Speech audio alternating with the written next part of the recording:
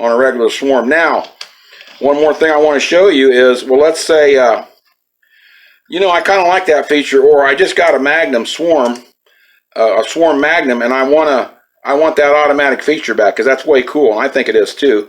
So what you can do, again, hold on a minute, put you on wait. All right, I had to get my ducks lined up. So what you can do here is you can actually put this back in, and I'll show you how to do that. It's not too hard to do.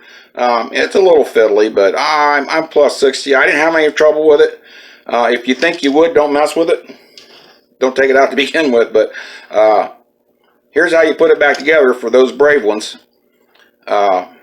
You got this little post here. In case when you took this off, the spring just fell out. I'm just showing you where it goes. So grab your little spring here. I know I keep going off frame because I'm trying to look past this camera. It's a little tricky. So what you want to do is take that loop of the spring. I know I'm getting fuzzy here, but hopefully it'll refocus. And anyway, you're just going to put that, there we go, put that spring right over that post.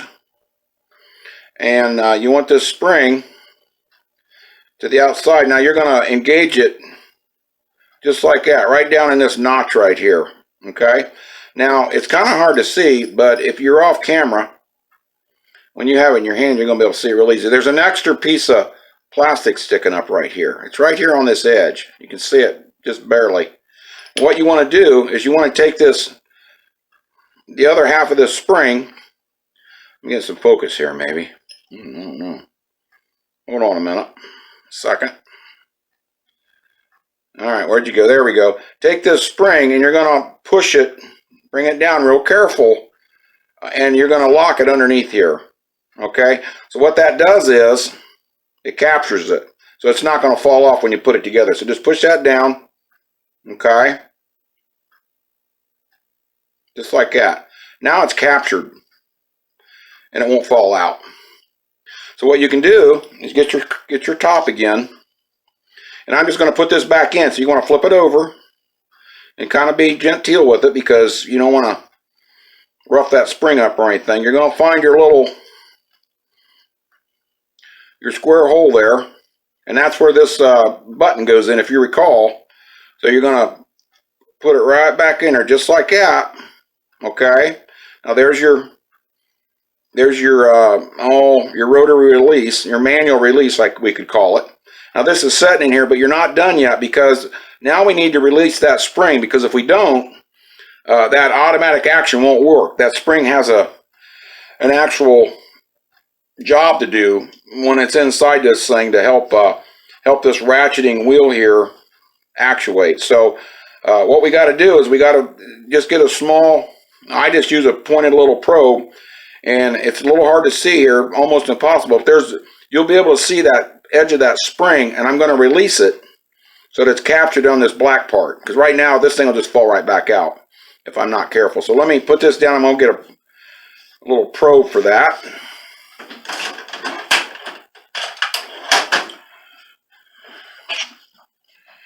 All right.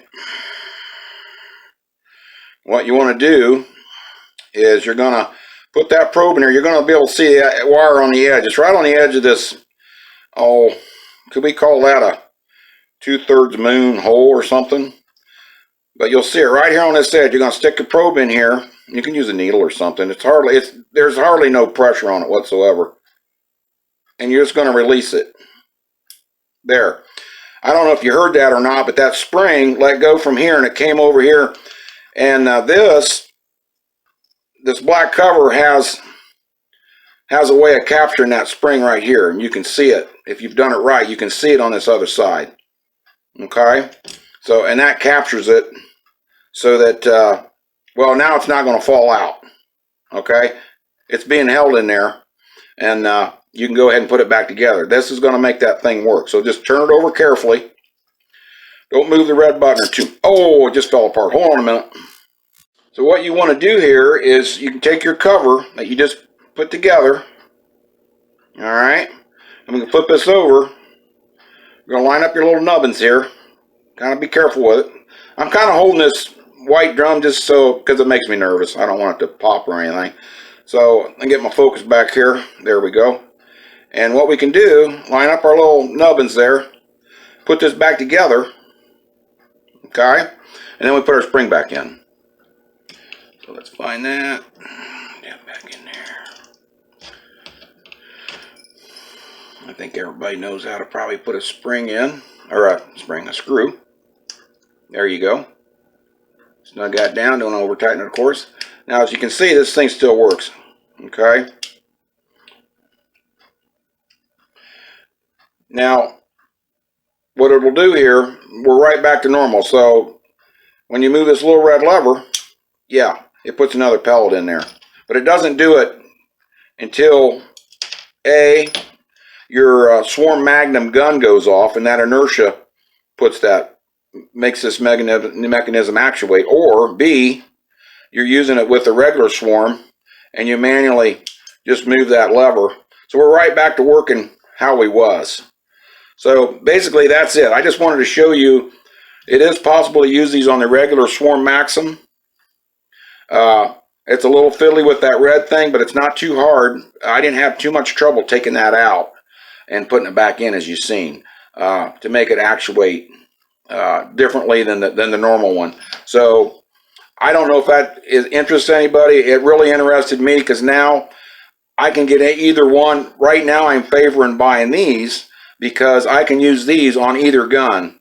Yeah, I have to take this out. It doesn't take me more than less than a minute or a minute to do. When I'm off camera, I can pop one of these out and it turns it into one of these.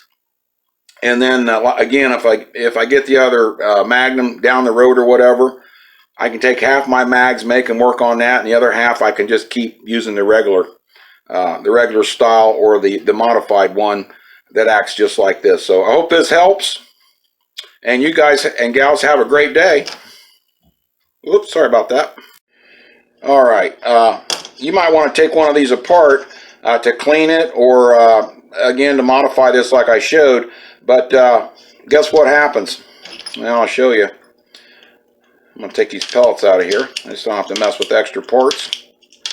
Pop these out. Yeah, I already took that red disc out of this one because I like to run it, since I got the normal Gamo Swarm, I like to run this one without the red disc in it. Let's take it apart.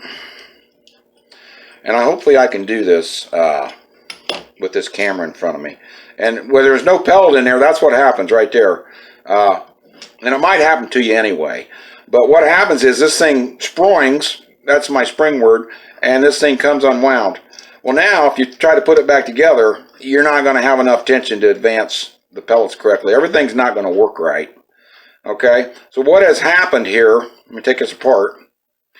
There's a really cool spring in there, and where it engages is in that little hole at the bottom of the circle. See it? I'm sure you do. It's that real little hole there. So the spring engages there, and a little trickier one, I think, because it's on a raised hip here, or whatever you want to call it. There's a hole right here, and that's where the other end of the spring goes. Okay. So what I'll do is, and this is going to be kind of tricky with this camera in front of me, but we're going to try it. So let's say your spring went a-flying, and there it is.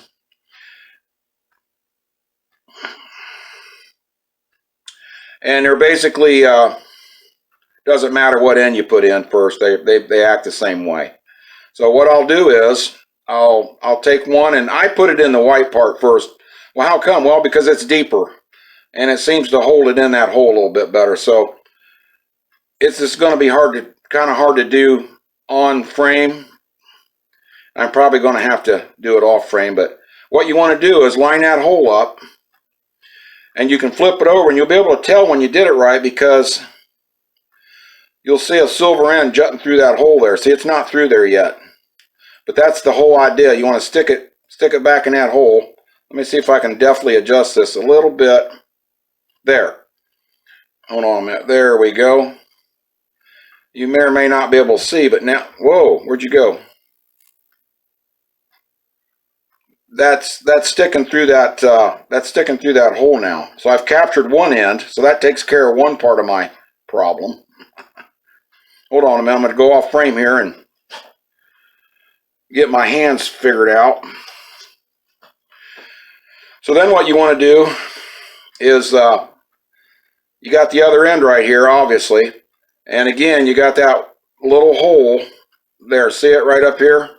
And I want to engage this into that. Now that's not too hard, but I'm not going to be able to do this on frame because this camera, I just can't do. I'm not adept enough. Plus 60, not going to happen. I'm going to go off frame here. I'm going to hook that up real quick. I need to get it closer to my failing eyes. There it goes. Oops, nope, that wasn't it. All right, so what I've done is I've got the spring in this hole, and you can see it really quite easily if it's in your hand. You'll see a little shiny. You can just barely see that sticking through right there. And then I'm holding this pretty good. Flip it over. This is a little tougher to see, but down in this little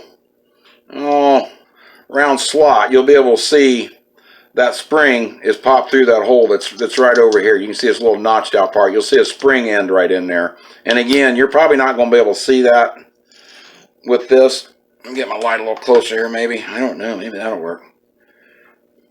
But there's a spring end down in there. So what you want to do then, hold on a minute, let me get you my hand situated again. There we go. You flip it over. Now we're going to rotate this thing. Which way are we going to rotate it? We got to lift it up a little bit. See, right now it's kind of locked in. So you want to lift it up just a little bit. And I'm rotating it, in my mind, counterclockwise. And you got to go all the way around. Now I'm just holding it together with my thumbs here, my finger and thumb. Rotate it all the way around. It's not hard to do. It's not like a real strong spring. And you're going to feel a stop. So once again, you got to lift it up just a little bit. You're going to have to go past that stop twice. There's kind of two little stops there. See, now it's free again. Okay? So now what you can do, and what I do, I put a pellet back in here. And that tends to, I got to rotate it just a hair more here. That tends to lock it in a little bit better. And I don't know why it does that, honestly. But, oh, didn't work that time. All right. I had to do that again because it got away from me. But I'll put a pellet in there, and it tends to do a little bit better in locking that in. But what you want to do then is hold this, just like this. And I've got the white drum and the black kind of all at the same time. It's not too hard to do. And line up your nubbins there, making the names up, with or without your red disc in, whatever you choose at the moment. Or if you got the other style, of course, you're not going to have a choice. It's just a flat cover. But this all acts the same way. It's going to all go together just like this. And then you just put your screw in there, tighten them down, and you're good to go again.